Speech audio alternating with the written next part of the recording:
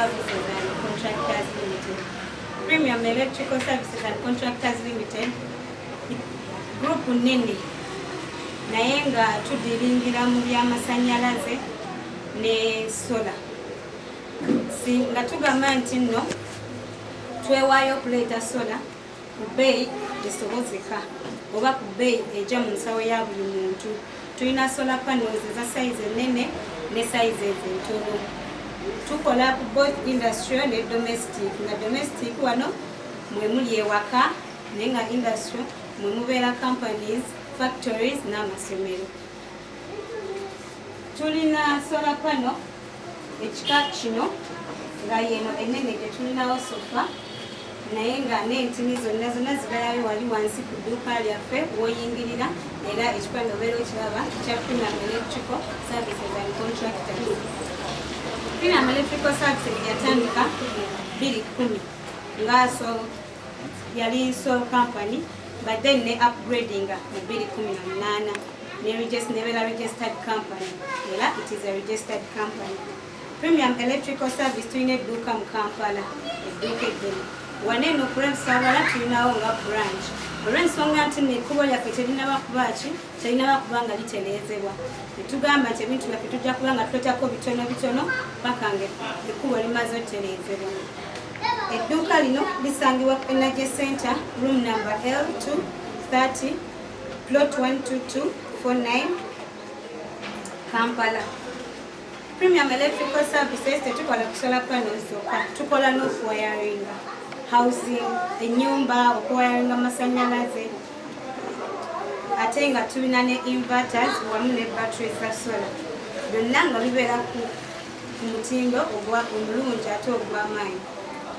Premium Electrical Services tulinawo parking era nga abatrikoke distributors bakasitoma baffe balungi nnyo ku nsonga ya parking. Ensonga lwaki naffe twavudde ne tugamba nti nno katukoleki katubaddize ng'abantu baffe bategekerewo omukolo gwabwe ate naffe tusobole okutuwa chance okukola advertising eno musobole okuba nga mugimanyi kubanga basinga parking yaffe nga parking eno yadde ya night parking. Tusuza amamotoka awamu ne boda bodas ekiro nusu 100 ate emmotoka ebeera ya 200.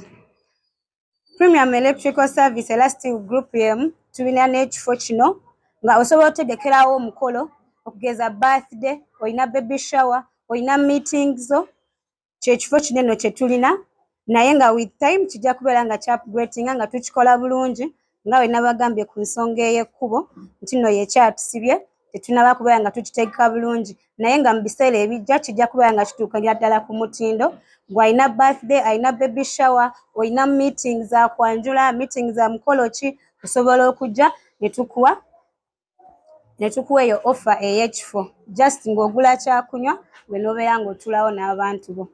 Mpozi nga tuzeeyo era ku dduuka lya Premium osobola obafuna ku zino ennamba z'essimu ng'eno ye nnamba ya director mwennyini Airtel eri 0704 892 314 nsaba ngibaddiremuko Airtel eri 0704 892 314 ng'era ennamba eyo osobola n'okukola ku nsonga za booking oyagala okubookinga ekifo okolerewo patiyo oyagala okumanya about the parking buli kimu nga bwe kitambula emiwendo gyonna nsuzaawo nti emmotoka yange security eri etya era osobola okuba nga omukubira n'akunnyonnyola. Eya MTN eri 0782 118 633 nayo nsaba ngiddemu eri 0782 118 633 ate ng'oyo omuntu y'omu Airtel eri 0704 892 314 0704 892 314 ng'eyo ye nnamba ya director owa Airtel ate nga ku nsonga emu eyo yennyini oyinza okubeera nga weetaaga CCTV cameras.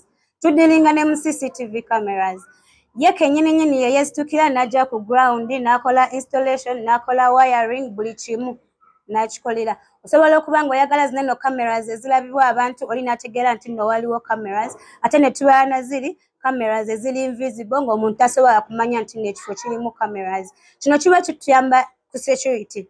For example, omuntu ova ewaka nga tomanyi kiki kyoleseeyo.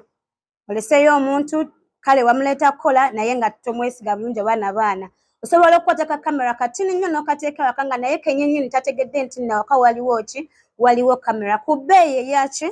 Ejja mu nsawo yo. Ate nga osobola okumukubira n'oyogera naye n'akukola ki? Naye ategeera omuntu n'akunnyonnyola ne muba nga musobola okukikwasaganya n'osasulako mu kibanja mpola. N'ojja ng'osasulako mpola mpola, ekyo nakyo akikkiriza. Pozi era nga tuzzeeyo ku zino solar panels. Tuzzeeyo ku solar panels. Solar panels ze tulinawo ku dduuka lyaffe ery'e Kampala zigirako batteries, esooka n'egirako amataala akuwerako okucharginga essimu pozi n'okugolola nga zezo solar zaffe ze tuba tulina. Installation byonna avaawo nga kiwedde. Servicing okujja okukeberako solar ye ereeta akikola. Ekyo ng'akikola every 6 months. Ne tweyanza nnyo, tweyanze.